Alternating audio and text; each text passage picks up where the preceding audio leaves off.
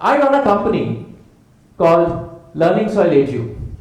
And what we do out here is that we liberate the thinking of people who come in touch with us through experiential learning. That is pretty much what we do. These are some of the clients with whom we work with, and you will see across various sectors. We work with banks, we work with insurance companies, mutual funds, we work with FMCG companies. We also have a very vibrant working relationship with schools and management institutions. All of you know that there is a problem with change because comfort zone se nikalna you don't want to, right? But unless you do that, you will not progress in life. Knowing that, still you are not changing. What is the reason? Belief system. There is something called active inertia. The reason why you, in spite of knowing that if you don't change, you will not progress, still you don't change because of something called active inertia. Active inertia is an organization's tendency to follow established patterns of behavior, even when there is a dramatic environmental shift. Now my question to you is, as Firestone senior management or the CEO, if you are the CEO of Firestone, you are seeing that in another market, you are losing on radial tires and you don't have radial tires in your domestic market, which is the largest market. Why were you sleeping? There is something called strategic frames. What is strategic frames? Strategic frames are the mental models, the mindsets, the shape how management sees the world. That is your strategic frame. What you actually see. It answers questions like, what business are we in? How do we create value? Who are our competitors? Which customers are crucial and which we can safely ignore? That is strategic frames. So strategic frames help management to see, but they can also blind them. What happens is, वो घोड़े का होता है ना ऐसा tunnel vision. Once you do that, you don't see what is happening outside that. So for them, strategic frames, they constrict peripheral vision. So basically, the strategic frames of Firestone did not have Michelin as a competitor. Because I told you, for them, they were only looking at the US market, 3 automakers, Ford, Chrysler, and General Motors. And the competitors were only US. So they were not looking anything beyond that. They were very happy for 70 years. Phenomenal. So strategic frames didn't have Michelin as there. Now my question to you is, as senior divisional managers of LIC, what are your strategic frames? What business are you in? What is your business? Huh? Selling life insurance. Suppose I say that you are in the business of selling careers. Insurance is like zariya hai. Will I be wrong? 97% of your business comes from agency advisors. You as a company are selling them careers, and you're telling them that you can make your careers by selling life insurance. Think about it. If you tell me that I am your divisional manager, sell for me, I'll get promoted. You are working for LIC. LIC is a great company. More you sell, LIC will get this thing. Instead of that, if you tell him that build your career, I am there to support you. LIC is there to support you. There is no competition to LIC. I want you to be successful in your career. You are saying the same thing. Position is different. What will be more attractive to the agent advisor? So, my dear friends, mind you, you are not selling life insurance. you are selling careers. That is for the agents. You are selling careers. You are not in the business of selling life insurance. Please understand that. And you are also in the business of selling protection, of selling investments to your customers. You are there to serve them. That is servant leadership. And the formula is that if your agents tomorrow excels in their careers, आपका success झक मार के होएगा, because that is the formula. और आपका success झक मार के होएगा तो LIC का सक्सेस होएगा. So why you want to get into that formula? So that is the first thing. So what is your business? Your business is selling careers to people. Second, how do you create value? How do you create value?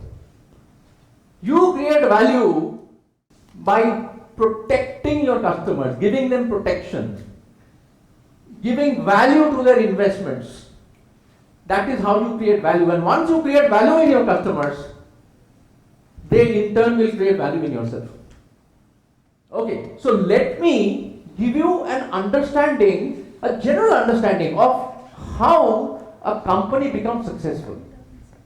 A company becomes successful due to a fresh competitive formula, which are of 5 things. 1, a distinctive concoction of great strategies, fantastic leadership, phenomenal processes, great values, and excellent relationships.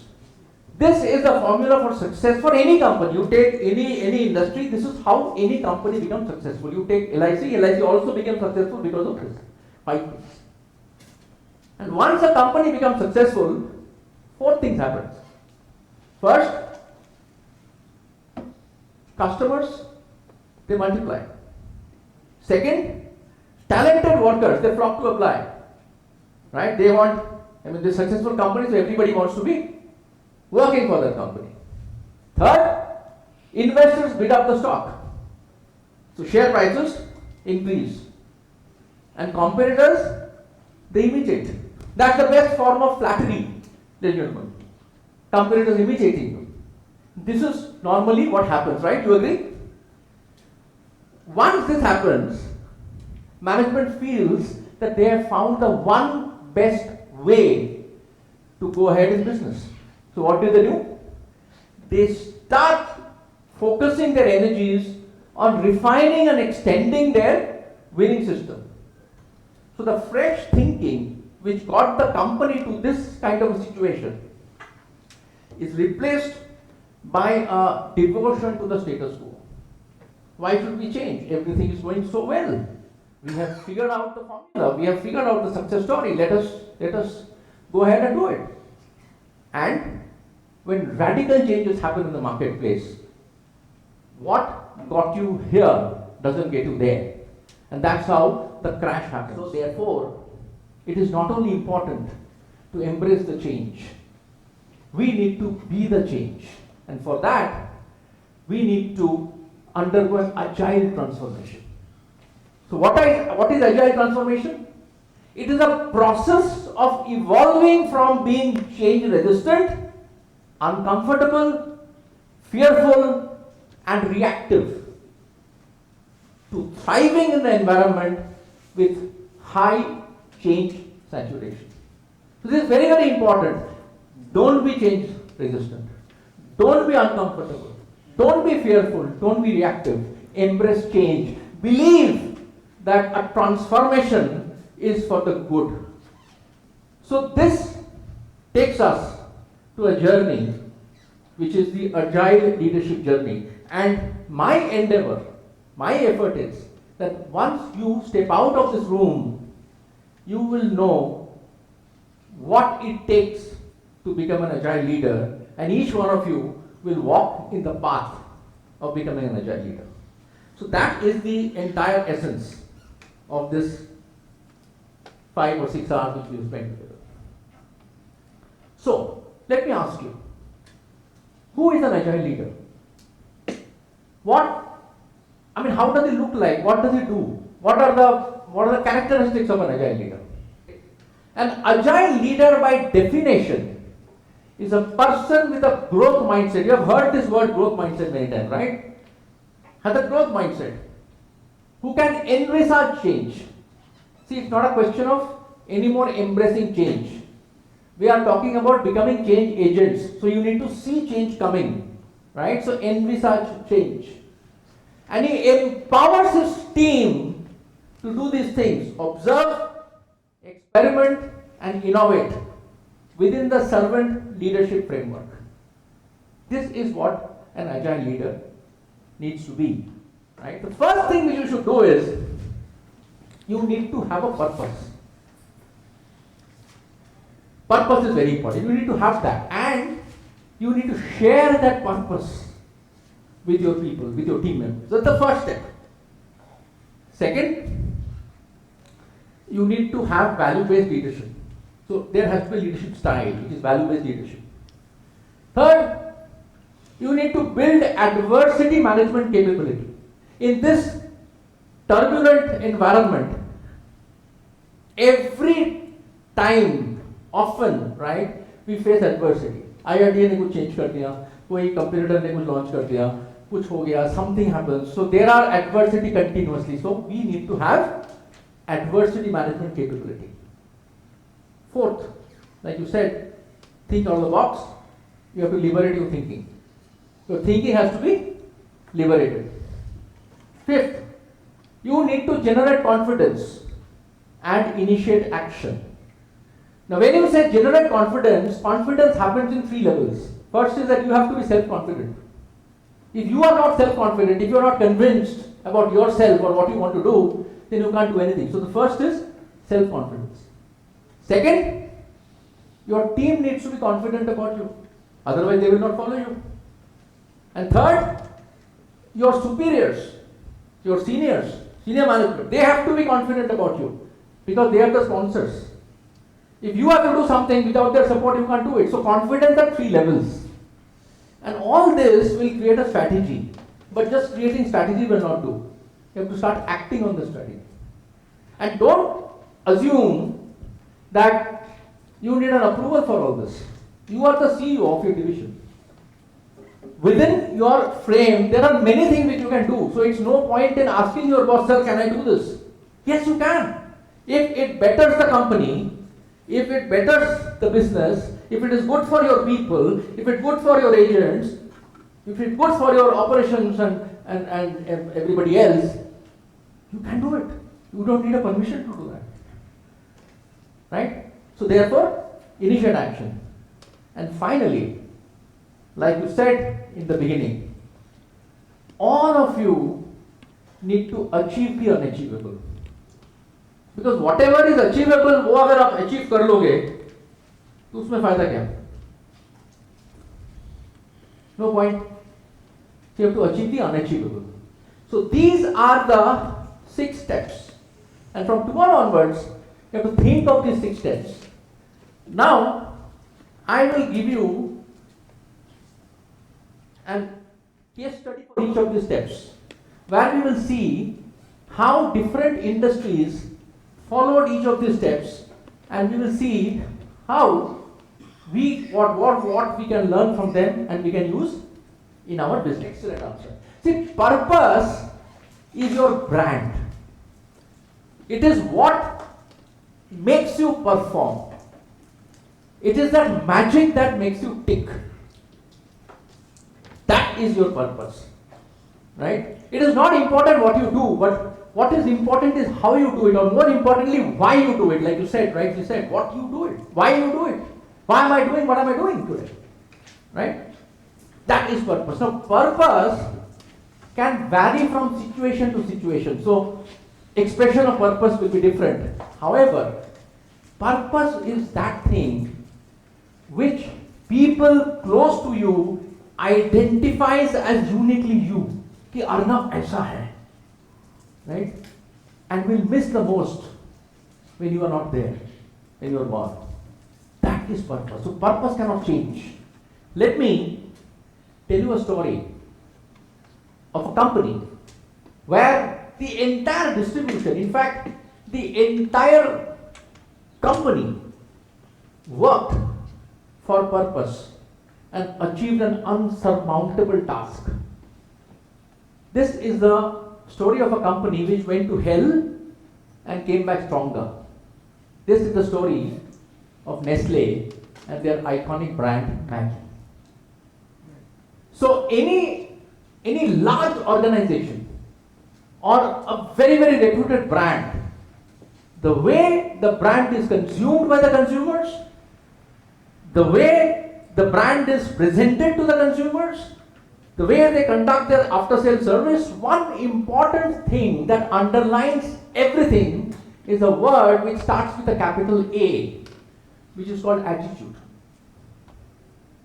An attitude of any large organization or a great brand is that winners never quit. It's very easy to say that I give up. I'll come some other day. Things will improve, then I will come, I will withdraw. But it's equally difficult, more challenging, and of course, more rewarding if you stay the course. So, this is the story of a brand, Maggi, which stayed its course. Now let me ask you, you know distribution, right? Do we train salespeople to pick up stocks from distributors? Do we train distributors people to pick up stock from retailers? We don't. The entire supply chain, the entire distribution works on incentives and commissions, right? Did Nestle pay a single rupee for doing this? No. The entire distribution worked reverse for something which they were never ever taught, without a single rupee incentive for 40 days. Day in and day out they did that. That is the power of purpose. That is the power of that brand which has sustained them for years. And not a single retailer or a distributor or an employee went to the media. Someone said relationship. So if this is not relationship, then what is relationship? Many a times we feel proud of our robust systems and processes. We ignore relationships. But it is relationships which comes to save us when this kind of an adversity hits us. So that is the power of purpose and relationships. Sometimes we do not consider the power of the people. You give them purpose, magic happens. Purpose, values, passion, magic follows. And this is something which each one of us needs to keep in mind, because the purpose of LIC is to provide protection and financial security to the people of India. It is the jewel in the crown. It is India's pride. What else you need to perform? That is what you need to ingrain in each one of your people and in each one of your agent advisors. Things will automatically happen. So let's get into the next one, which is the value-based leadership. That's the next step. What kind of a leadership is required? So we all know that leaders today does these four things. First, they influence people, they motivate and inspire people, they maximize the effort of others, and they coaches and builds a team. These are the four things which every leader should do. Question is, how do you do this? So a leader influences people by creating an inspiring vision of the future. The vision has to be clear, it has to be achievable, and it has to be persuasive. That is very, very important. So a leader takes a group of people or an organization or a nation or the world to a destination or in a direction which otherwise people would have thought impossible. And for that, the leader needs to have a deep sense of insight. He needs to see opportunities which others can't see. He needs to envisage problems which others can't see. So he has to have a vision of the future. See, future is uncertain. We all are afraid of the future. We don't know what future has in store for us. But if the leader, he has a vision of the future, he knows future better than us, that is why we follow him. So it's very, very important to have an insight. Second, the leader has to motivate and inspire people to engage with that vision, making it a common goal for all. Like I said, if the agent advisor को बोले कि भूल जाओ insurance, भूल जाओ LIC, हमारा सब कुछ भूल जाओ, तुम तुम्हारा करियर बनाओ बस, और कुछ नहीं, और तुम्हारा करियर बनाने के लिए मेरे से क्या चाहिए वो बताओ. He will run for it because what's in it for him? His career. Automatically. So that is very, very important. Netaji Subhash Chandra Bose had said, give me blood, I will give you freedom. So what's in it for you? Freedom. So therefore people rallied.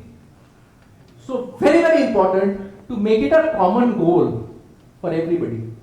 And how will you inspire people? By your own examples of values, mindset, thinking pattern, your commitment, your productivity. That is the job of the leader. Maximizes the efforts of others, takes ownership, and manages delivery of the vision. So a leader's job is to channelize the collective aspirations of people and make it happen. Leader's job is to create an impact by translating a vision into reality. And if there is a failure, the leader should stand up and take ownership. That is the job of a leader. A leader coaches and builds the team. To do what? To engage with that vision and achieve the common goal.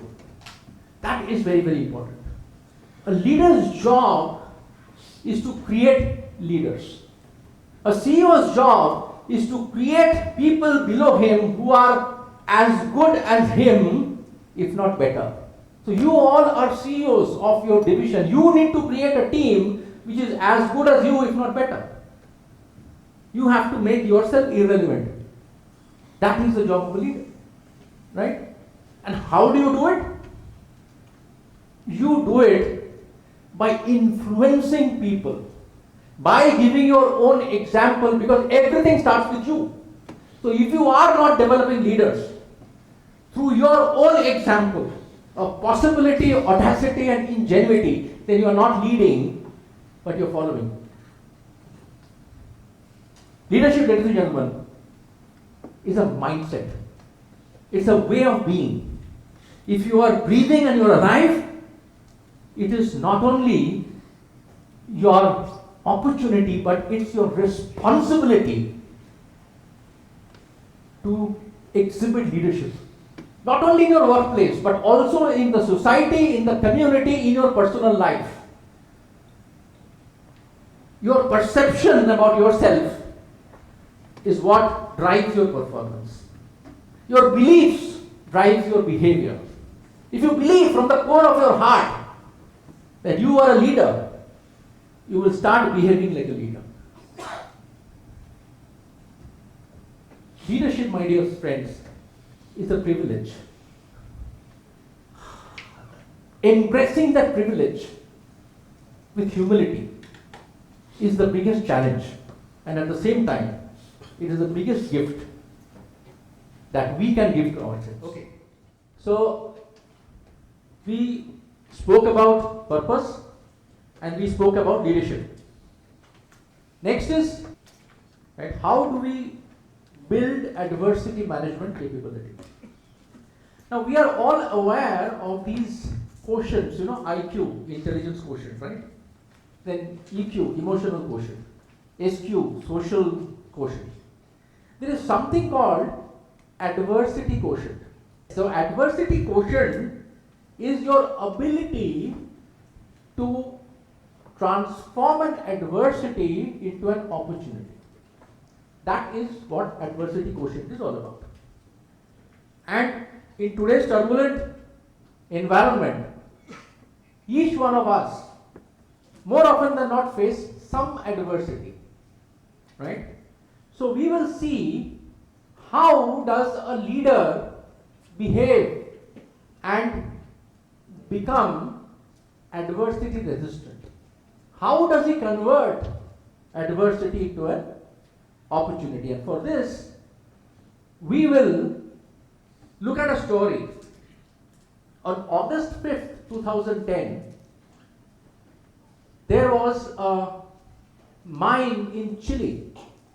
It was San Jose's copper and gold mine, where suddenly 500,000 tons of rock collapsed at a depth of 20 to 100 feet below the earth's surface, blocking off the only way into the mine. And at that point of time, there were 33 miners working in that mine. 20 to 100 feet is almost a kilometer below the earth's surface. Now, if you look at the mining industry, accidents are pretty common in the mining industry, unfortunately. However, this particular situation was unprecedented because of 4 reasons. One, the depth, 2,300 feet below the earth's surface. Second, the hardness of the rock. The rock, this was in the Alabama desert, and the rock was probably the hardest which is found in the earth's surface.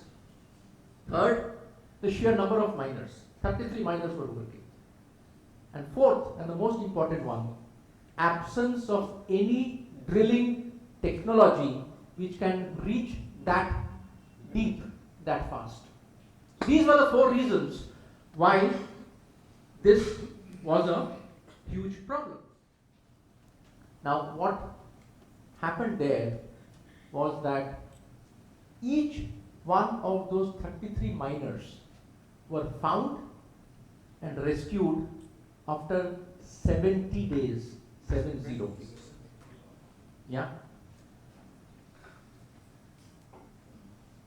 See, what exactly happened in those 70 days is a story of collaboration involving thousands of people from different organizations, from different countries, converging on San Jose, spanning physical, cultural, geographic, organizational, and professional boundaries.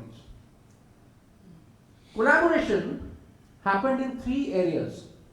First, and the most painful one, was with the miners. They were facing physical and psychological survival challenges for 70 days.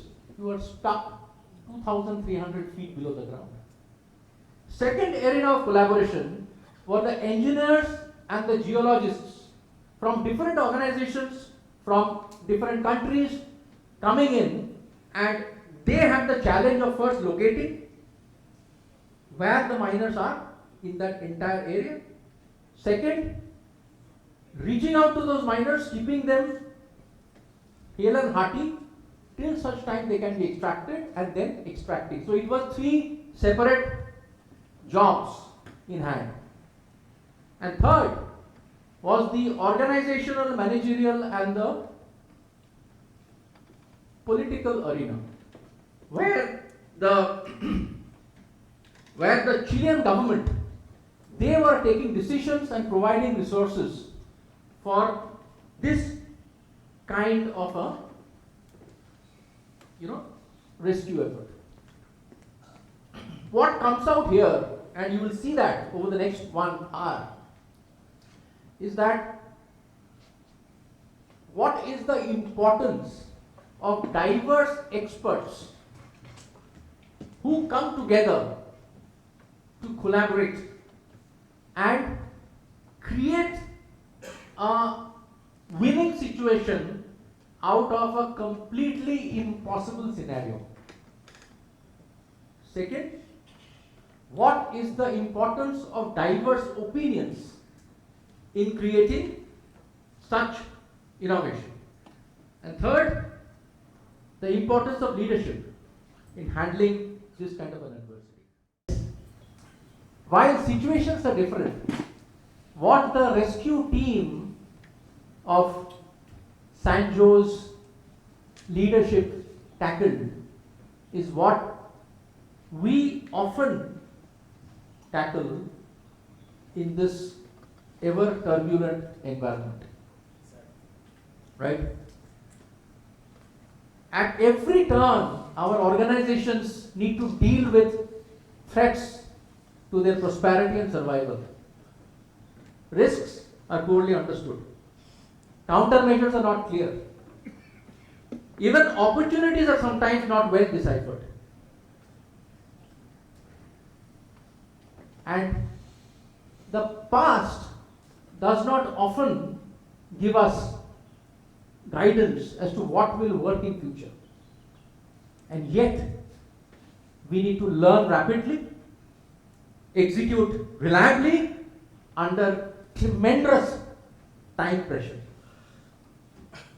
Isn't it not?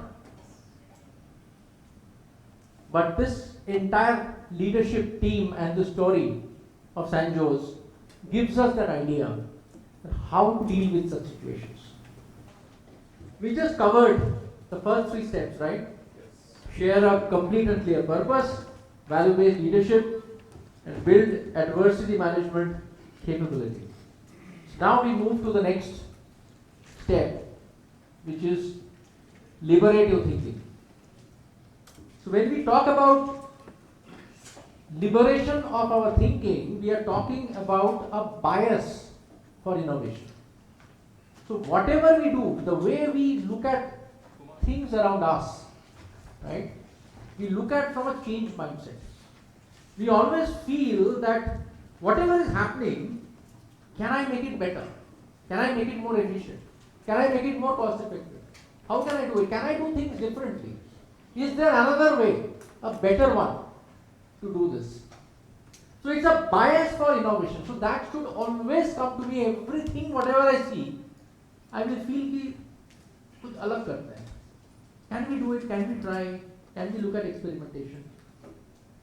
And diversity of ideas. That is very, very crucial. So now, how do you liberate your thinking? So there also, we have a model.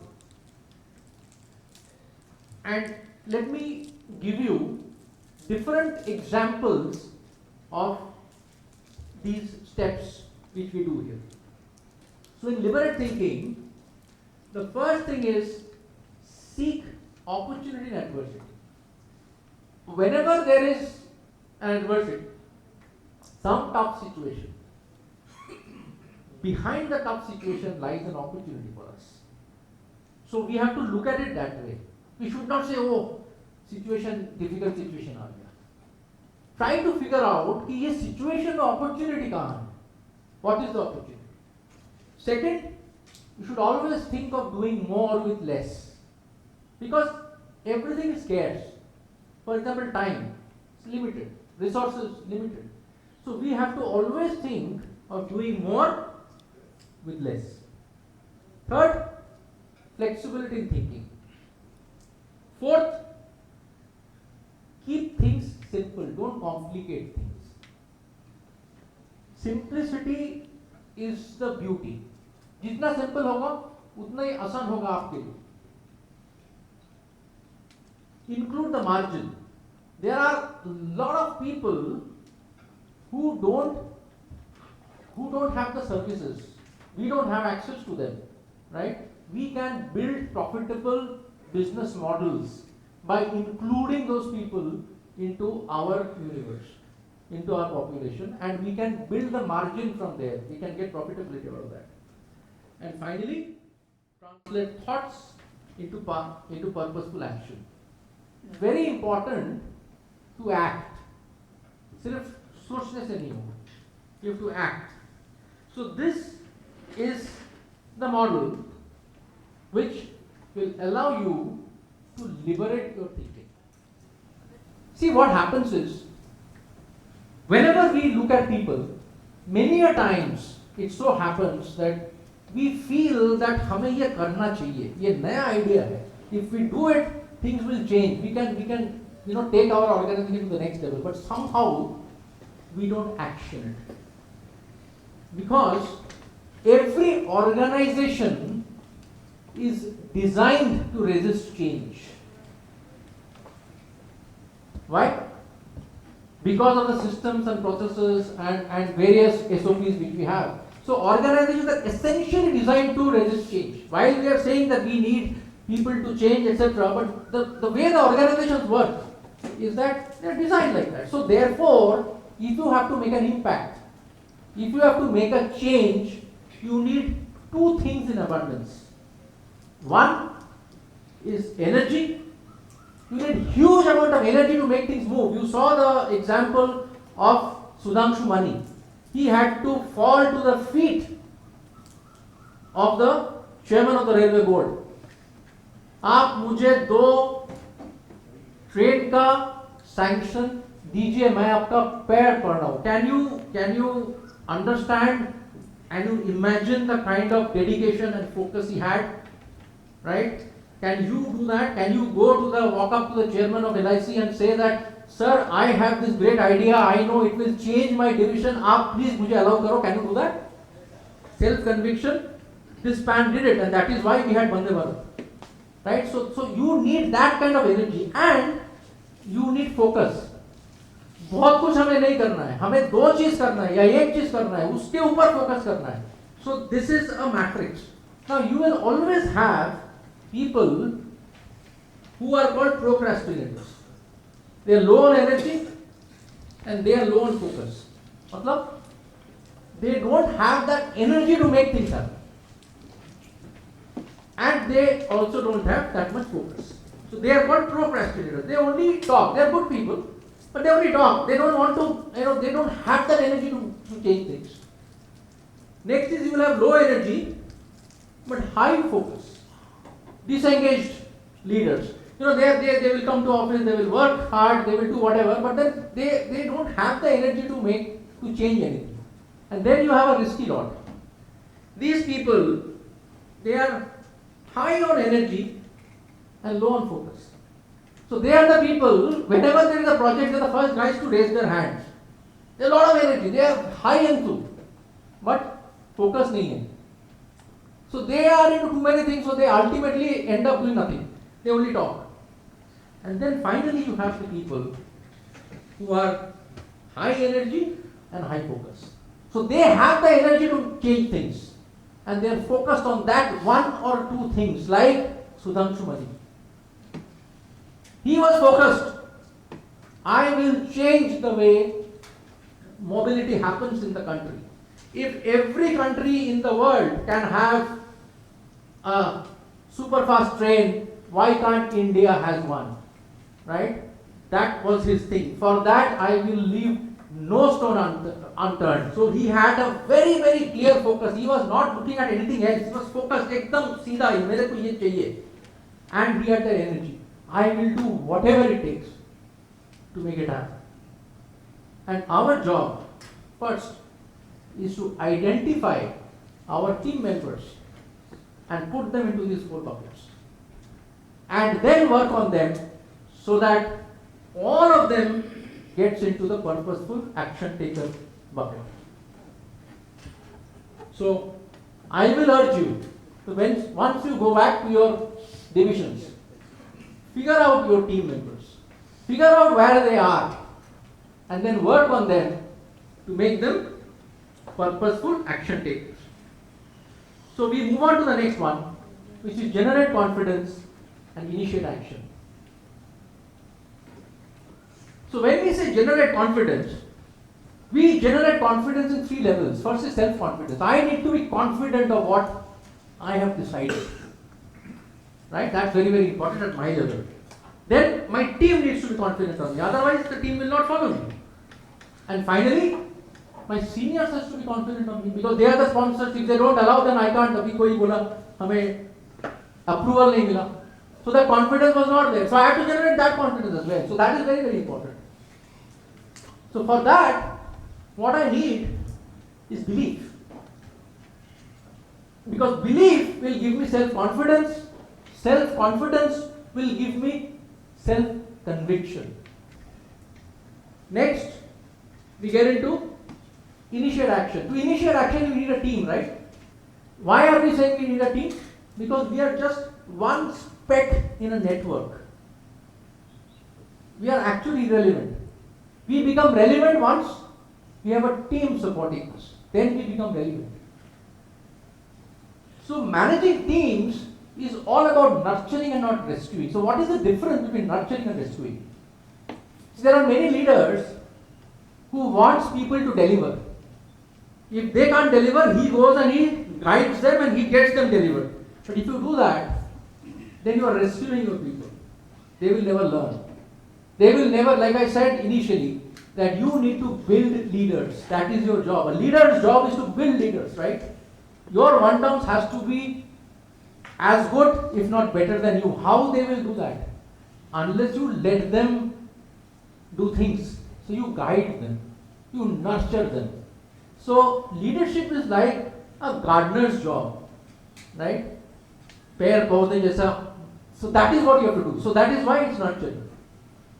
So team management is all about communication, coordination, collaboration, listening. Now, 50% of conversation is listening, right? Many a times we want to talk, we don't want to listen.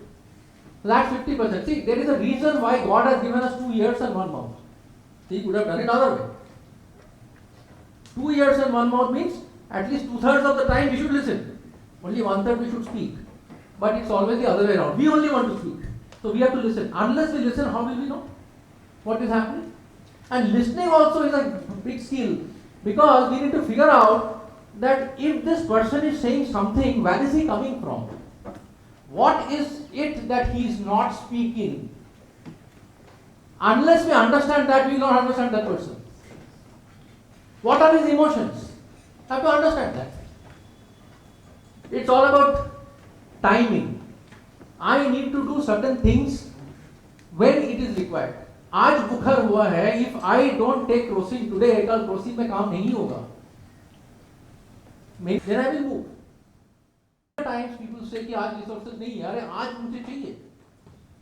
So timing is very, very important. Taking risk. Whatever you do, if you want to do risk-free business, then you will never rise. Psychological safety, trust. You need to trust your people. Empathy and emotional intelligence. See, we are actually dealing with people. So we need to know how to control our own emotions and how to look at people's emotions. Because we are all emotional. Right? मैंने कुछ बोल दिया, आपको बुरा लग गया. It's done. I cannot change it. So therefore, it's very, very important that how I manage my own emotion and how I manage people's emotions. So that is emotion. So long-term sustainable collaboration is built on trust. Trust of integrity, trust of ethics, and trust of competency. You will find teams in which 5 people are working, 3 are sleeping. Then that integrity is not there, the competence is not there. So it's very, very important that the trust is there. And trust can happen only when you have transparency. You need to be transparent to your team member. And second is psychological safety. Somebody asked me, let me explain what is psychological safety. Psychological safety is a situation in a team where you tell your people that if you feel that there is a problem, come up and express yourself. You have to create that psychological safety to your team members so that they can stand up and fearlessly express their opinion. And you do not treat them as somebody who is negative, or who is cynical, वैसा करने से diverse opinion आएगा नहीं. So it's very, very important that you create psychological safety and transparency, which will create trust, and with trust, collaboration will. Now let's come to the last part, the last step: achieve the unachievable. Now, how many of you want to achieve something which nobody has ever achieved in your division? All, right? Okay, great. All of you want to achieve. Now, for achieving the unachievable, you need to do something, you need to attempt something which nobody has ever attempted. Otherwise, how will this happen? So suppose, like I gave you an example, suppose you are doing 400 crores, you will have to attempt 1200 crores. Nobody has ever thought of doing 1200 crores. So that is the overall thing. So for that, you need to create disruption. Otherwise it will not happen. And to create disruption, what you need is a paradigm shift. Normal way पे नहीं होगा. Suppose you are saying my agents are doing 3 calls a day, I will make it 5 calls. It is incremental growth. It will not create this kind of a paradigm shift. So we have to create a paradigm shift. How do you create a paradigm shift? What is the formula for creating a paradigm shift? The formula for creating a paradigm shift is not to look at what is the reality of this business. Why? Because every situation have different realities. If you say that from 400 to 1200 I have to go, मेरे पास 50,000 agents है, they are doing 400 crores, I have to do 1200 crores to 3 times, so I need 1.5 lakh agent, कल तो नहीं होगा, तो मेरा एक problem है, कैसे करेंगे? So these are all realities of business, right? उतना एजेंट होना चाहिए, एजेंट को उतना कॉल करना चाहिए, टिकट साइज बढ़ाना चाहिए. So you are all looking at realities. Unfortunately, there are 2 types of realities. First type is limiting reality. So this is the reality, limiting reality. What limits us from achieving? Agent 3 गुना होना चाहिए, ticket size 3 times होना चाहिए, calls 5 की जगह 15 होना चाहिए. इतना धूप में दिल्ली में 15 कॉल कैसे होगा? नहीं होगा, नहीं हो सकता. So it's all like limiting. Instead of that, you look at enabling reality. Like I said, there are many realities of a situation. You should look at the reality which enables you to do the business. Let me give you the understanding of a business. What happens in any industry is that there are leaders and there are followers. Look at the insurance industry. Who is the leader? LIC. Why LIC is the leader? Because they came first. It was a monopoly. They became a leader. So in every industry there is a leader, and that leader happens because either because of an early mover advantage or they have a fantastic strategy. And then there are followers. People are following. They are emulating what LIC is doing. So all the insurance companies are looking at LIC and figuring out what they are doing. Let's copy. But have they been able to cross LIC? No. Why? Because the leader has a depth of balance sheet. They have a huge first runner advantage. So this leader and follower will happen, and this is how industries will go on, unless one day one person will come who will think differently, who will be hungry, and he will suddenly do something very, very differently, and he will create disruption in the marketplace. Reliance Infocom. You remember those days when we used to pay 13 rupees for one call? Reliance Infocom came, disrupted the market completely. Reliance Jio, same thing happened. So that is what disruption is all about. And so this is how the dynamics work. And you guys have to emulate that. You have to create disruption. If you want to achieve, like all of you said, that we want to achieve the unachievable, for that you have to create disruption. I have put back the slide with which we started. What is your purpose? You have to create that vision. You have to get buy-in, make it a common goal. Take the ownership if there is a failure, and you will achieve the unachievable. So, with that, I would like to end the presentation. Thank you so much.